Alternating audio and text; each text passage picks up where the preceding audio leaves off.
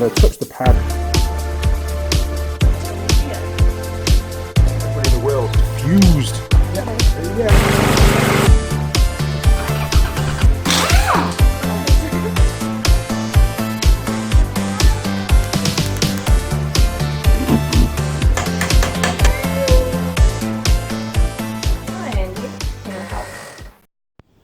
Morning crew, and welcome back to the Andy Mechanic YouTube channel.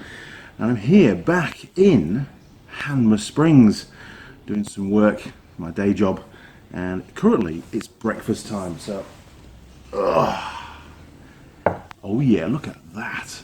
This is a Highland Fling, and it's got basically it's mainly porridge. I'm sure there's something else that is more of a evening drink in there as well. Can't really elaborate. The place I'm at, if you're ever in Hanmer Springs, you should come here because this is a great breakfast. Is Powerhouse, not a sponsor, and they didn't even stamp my coffee card, but not to worry, it's all right. I'm not here that often, but yeah, call in, get a coffee. I've got mine, take out, ready to go. Now, I've been meaning to sort this out for the last couple of weeks. The last video that I did was covering the Avis issue scenario, call it what you like, of the missing valve caps. And since that video went out, quite a lot has happened. So I wanted to bring you up to speed on it. I did address the issue formally on an email, and I did get an email response. It took them a couple of weeks, but I did get a response back. And very short and sweet, as I predicted, completely denying the situation where Avis does not remove valve caps. Simple. Okay, that's what I expected to come back from them, because at the end of the day, they're a big organisation and they need to protect their reputation, which I fully understand. And there's no proof that they took the caps off. It could have been customers, who knows. Now, I then hired a car picked up from, where was it, Dunedin, a couple of weeks later, and it had valve caps. Really, really impressed. I thought, wow, I've made a difference. They've obviously, sent an email saying that they don't remove them, but behind the scenes, an email has gone out to say to all the depots to say, make sure you fit your valve caps, lads. So I was actually, thinking I've made a bit of a difference here, which is what this video is all about. Now, I was in Queenstown at the end of that trip, and I went to, I think it's called Pog Mahoney's. It's an Irish bar, very famous Irish bar in Queenstown town centre. Lovely place. Again, you should go there. Live music every night. Very good, actually. And the Guinness is bang on. Now, I actually was at the bar ordering my cider, and this voice, yelled from far away, "Andy Mechanic!" And I was like, here we go, being recognised. But to be fair, I did have my jacket on, and I was planning to do a live stream. That was the plan. Would have been great. I will do one next time in Queenstown. Anyway, I introduced myself. The chap was called Nathan, and he turned out to be a helicopter pilot, which I thought was pretty cool. It's pretty hard work flying a helicopter, and I think quite brave. I'm not one for heights, don't like planes, and probably really, really wouldn't like a helicopter. So I stay well away from them. And he was there with his wife, and his sober driver was there as well. I forget everybody else's names. I'm really sorry. I'm sure they'll be watching this video. And he was explaining to me that he works usually in Australia, and he's one of the helicopter pilots that puts out the bushfires. I thought it made my night, to be honest. I had lots of questions for him. Extremely brave chap, and obviously one hell of a pilot. And he spoke about quite a few of the near misses that he had, over the years, which really opened my eyes, to be honest. And he's helped to save a lot of homes from those kind of fires.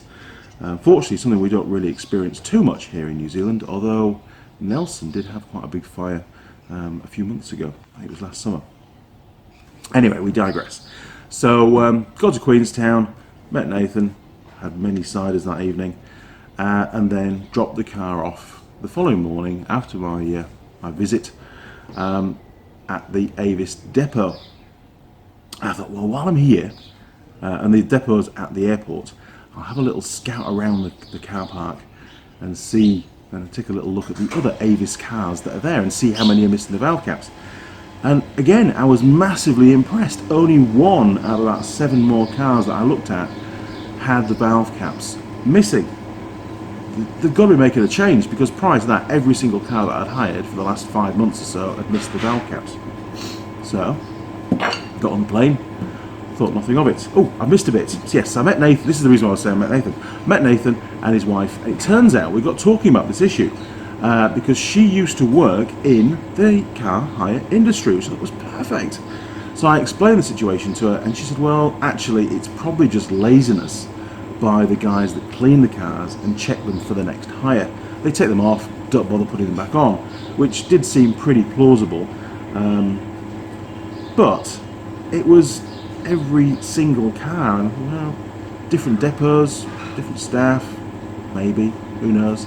But she was pretty adamant that it was most likely to be just a decision made by the groomer, she called them, and probably management didn't even know about it. And of course there was no quality control, so nobody checked. Anyway, got on the plane, thought nothing about it. I landed in Christchurch a couple of days ago, picked up a almost brand new Toyota Camry, I think it is, a white one, just parked outside, and missing valve caps. Yeah, no valve caps on the vehicle.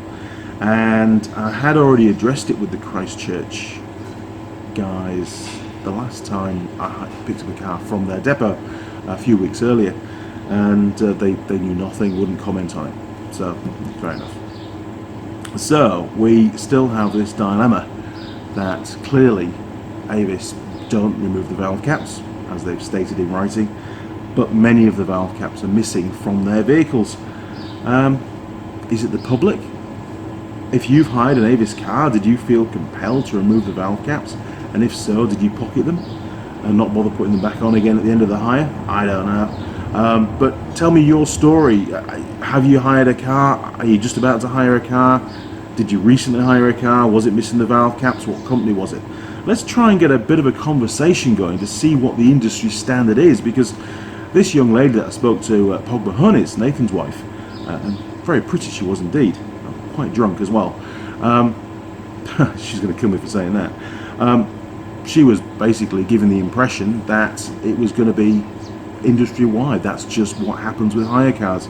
And we've had a few comments on the first video, again, relating to Avis and other hire companies, stating that the valve caps were also missing. So this could be a pandemic, is that the right word? I don't know.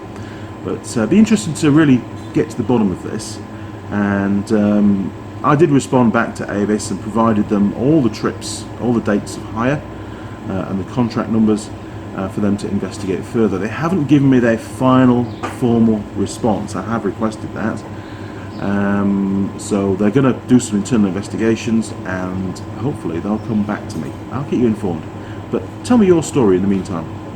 Okay, crew, well, I'm going to crack on my breakfast before it gets cold, and I'll see you next time. Over and out.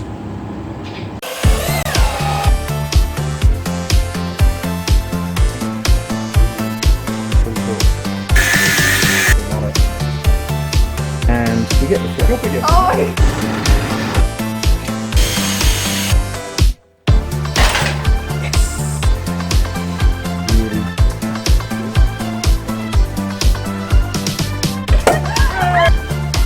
Yes.